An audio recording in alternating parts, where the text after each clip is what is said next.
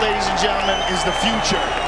He is the present and he is the future, and he might be the greatest talent that we've ever seen in the UFC. A man so terrifying that a simple statement like this becomes a terrifying threat is Jon Jones. And it's all over! Jon Jones has defended his UFC light heavyweight championship. We're in the second round. And he did that when he used his wrestling. Oh! To the body. And it is all over! Jon Jones! And he is a natural walking calamity who has made quite a name for himself as the most controversial fighter in the UFC. His fights are so devastating that people would kill each other to get a hold of his fight tickets. Deep inside yourself, are you a good guy trying to be bad, or are you a bad guy trying to be good? I think I am a bad guy that's trying to be good. Hang on tight, because in this video, we will tell you just why Jone Jones is the baddest man on the planet. Jone Bones. Jones is a man who is solely made for fighting. His body is tailored and made as its size, speed multiplies the impact of his supernatural reach. It's like Jones is living a life of cheat code, where winning is as easy as breathing a cigar. That made victory seem almost too easy. In Jon Jones's UFC debut against Andre Gusmão back at UFC 87, Jones won by unanimous decision by destroying his opponent. And we need to tell you that this was back when he was just a 21-year-old kid. He broke his opponent by using his unorthodox striking and wrestling skills. That was just his first fight, but it didn't take him much time to beat up 27 other fighters to finally become the world champion at the age of 23. He became a legend among the fighters, and he was crowned as the youngest UFC champion in history. No one could come to what he had achieved, and no one younger than 23 has even come close to challenging his title.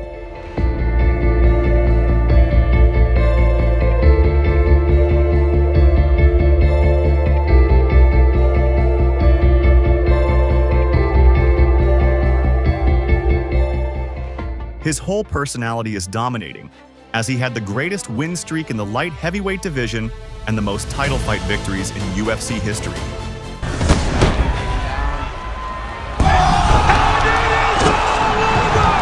Jon Jones is the youngest champion in UFC history!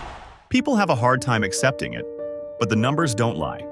Jone Jones is one of the greatest fighters history has ever seen. Do you know why we regard Jones as the baddest on the planet? It was because he fought battles that were unknown to you all. Outside the rings, he was always fighting against the addiction he had. The thing is that early in his life, he turned to drugs and alcohol, which was like a coping mechanism for him. I had this crazy thing that I would do where I would party 1 week before every fight, and I did it throughout my whole career. But the question remains, was it all easy? Did he not get any setbacks? Well, he did get them, things so severe that ruined his life forever. What was it? Hand on till the end of the video to find out. Jon Jones remains the UFC light heavyweight champion! I honestly was waiting for it to break. I was not going to tap out. But man, I tell you what, I've never felt that before. I got a lot of rest in it to do. It all started when he excelled in high school wrestling and won the National Judo Championship. And it was right here when Jones realized that beating people up beyond recognition was his true calling. He grew up fine but got his girl pregnant, so he picked up fighting as a profession to support his family when he could have just finished his university degree. He gave it all up for his baby mama and joined Jackson Wink MMA Academy to sharpen his skills in Brazilian Jiu-Jitsu and striking. When Jone made his fighting debut in 2008, the UFC world knew what fear looked like. It wasn't a grim reaper with a scary scythe, but it looked like an African American in his early 20s, with a taste for blood. Who wouldn't be scared of a walking ball of raw talent with a godly fighting IQ? In just his debut match, he destroyed Barney and KO'd him after changing his face with a series of powerful punches. The big bad guy showed up next week with all of his wounds healed and sealed the fate of Carlos Eduardo with a knockout. It was a fierce fight, and people thought it would take some time for him to recover. But the pure ball of adrenaline busted Anthony Pina with a submission just 6 days later.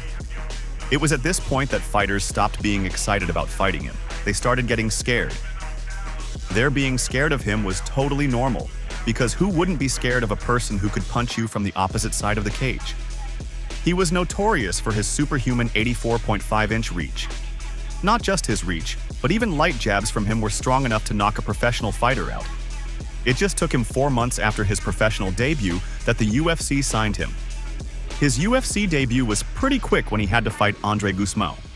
No, this was a fight where Jones actually broke a sweat, and he couldn't win through a knockout, but it was good enough as Jones delivered a clinic and won by unanimous decision. His next fights were against Stephan Bonnar and Jake O'Brien, and many thought that he would lose to Bonnar, but he dog-walked him throughout the fight. As well as very good Muay Thai. And there you see what I was talking about with Jones. Jones has got real unorthodox striking. The suplexes, kicks, and elbows made Bonnar rethink his career choices. Just 1 year after his debut, Jones was given a prominent spot on a cable TV UFC fight card in December 2009 to be precise. The fight he had with Matt Hamill was what made him a controversial figure as Jones used 12-6 elbows, which were a banned technique, and this led to his first ever disqualification. But what made him the worst man on the planet is that even his opponents sing his praises. Matt Hamill came onto the press and gave his statement that Jones did nothing wrong, and he didn't consider himself the rightful winner.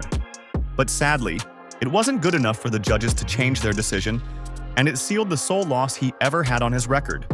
This disgrace just fueled his passion and rage, and it was all directed towards his pitiful opponents. It was pretty clear when he showed his aggressive side to Brandon Vera and Vladimir Matyushenko in 2010. Jones's performance in front of Vera was so brutal and aggressive that Vera suffered multiple facial fractures, and he had to drop fighting for many months.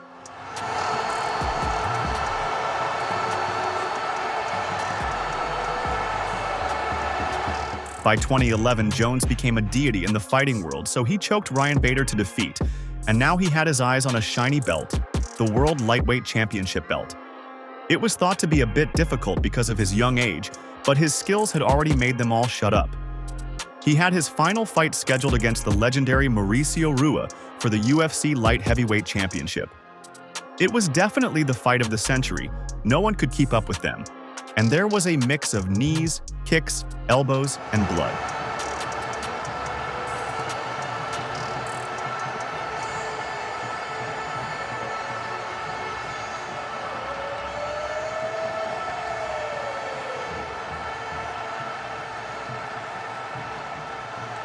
We wish that we could have seen more of it, but it ended with a loss and an iconic line, the greatest talent ever seen in the UFC. Jones was now the world lightweight champion. The thing is that true champions are tested not just by their fights, but by their ability to defend their title.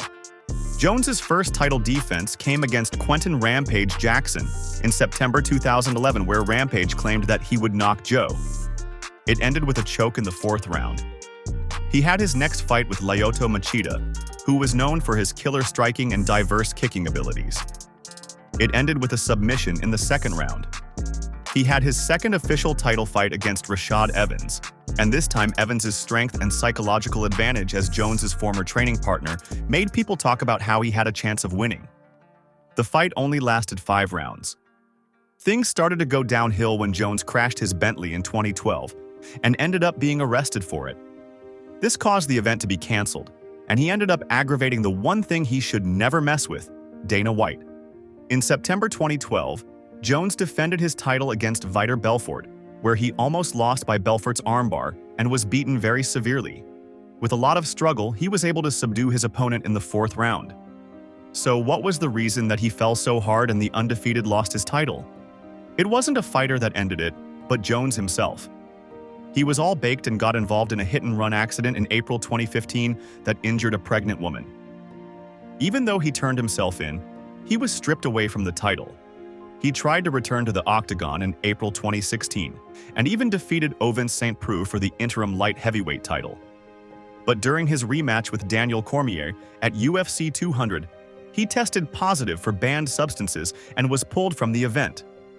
Was that the end of his career?